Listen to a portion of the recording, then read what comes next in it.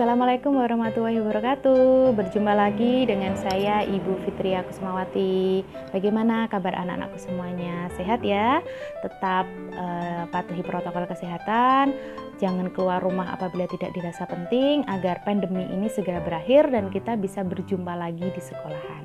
Oke, untuk pelajaran kali ini Ibu akan membahas tentang teks prosedur. Namun sebelum Ibu masuk ke dalam materi, Ibu akan membacakan kompetensi dasar dan tujuan yang akan kita harapkan dalam pembelajaran ini. Oke, untuk kompetensi dasar, yang pertama, 3.5 mengidentifikasi teks prosedur tentang cara melakukan sesuatu dan cara membuat, cara memainkan alat musik atau tarian daerah, cara membuat kuliner khas daerah dan lain-lain dari berbagai sumber yang dibaca dan didengar.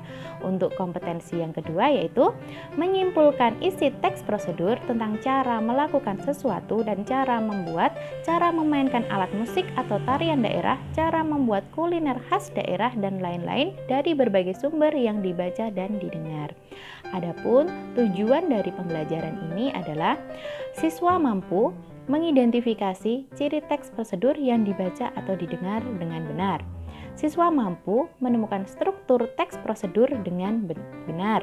Siswa mampu memilih kata atau kalimat sebagai ciri kebahasaan teks prosedur yang dibaca atau didengar dengan benar. Siswa mampu menentukan jenis teks prosedur pada teks yang didengar atau dibaca dengan tepat. Siswa mampu menjawab pertanyaan isi teks prosedur dengan tepat. Dan terakhir, siswa mampu meringkas atau menyimpulkan urutan isi video prosedur yang dibaca dan didengar dengan tepat. Itu tadi kompetensi dasar dan tujuan pembelajaran pada kesempatan kali ini. Oke. Sebelumnya, Ibu mau tanya, apa itu teks?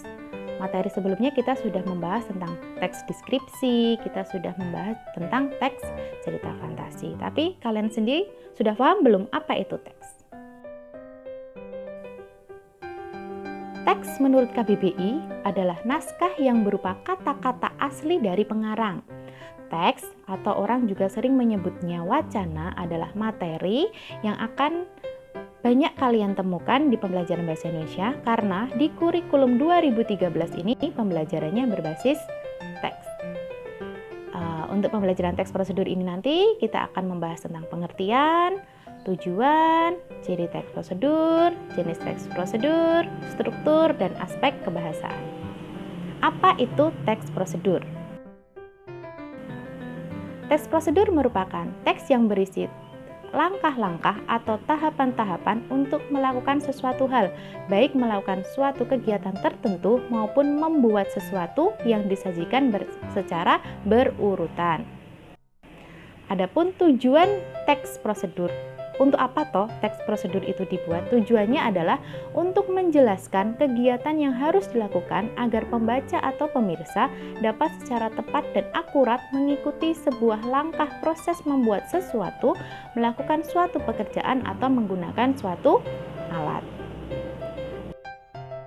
Yang selanjutnya, ciri dan jenis teks prosedur. Ciri-ciri, berarti kalau kalian melihat ciri-ciri ini terlihat pada suatu teks, oh ini teks prosedur. Yang pertama, berisi panduan langkah-langkah. Yang kedua, berisi aturan dalam melakukan kegiatan. Yang ketiga, berisi kegiatan yang dilakukan secara runtut.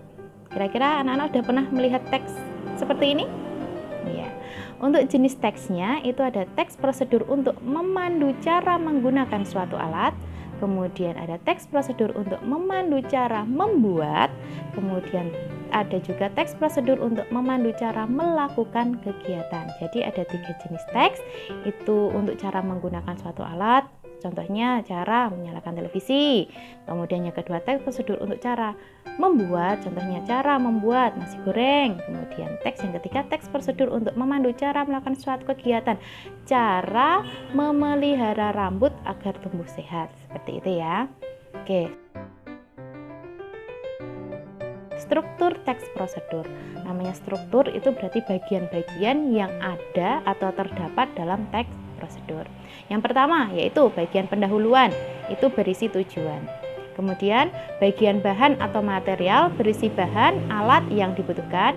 Yang ketiga, bagian langkah-langkah berisi langkah-langkah yang harus dilewati. Dan yang keempat yaitu bagian penutup.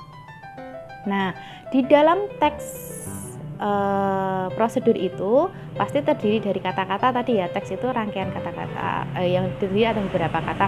Nah, di sini ada aspek kebahasaannya. Aspek kebahasaan yang terdapat dalam teks prosedur itu yang pertama menggunakan kalimat perintah. Biasanya seperti ini. Tuangkan 1 sendok teh ke dalam adonan. Itu kan kalimat perintah. Kemudian yang kedua, menggunakan bentuk pasif untuk proses. Kemudian yang ketiga, penggunaan kriteria atau batasan. Masukkan 1 gelas air ke dalam mangkuk. Nah, itu kan berarti ada batasannya. Kemudian 4, penggunaan kata keterangan cara, alat, tujuan, kualitas, syarat, dan akibat. Yang kelima, menggunakan kalimat saran atau larangan.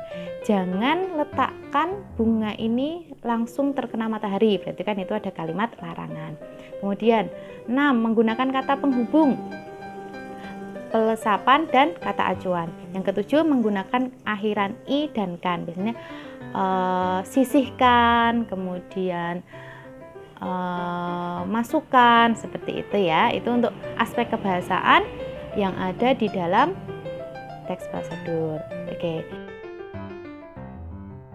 Itu tadi sedikit materi yang bisa Ibu sampaikan.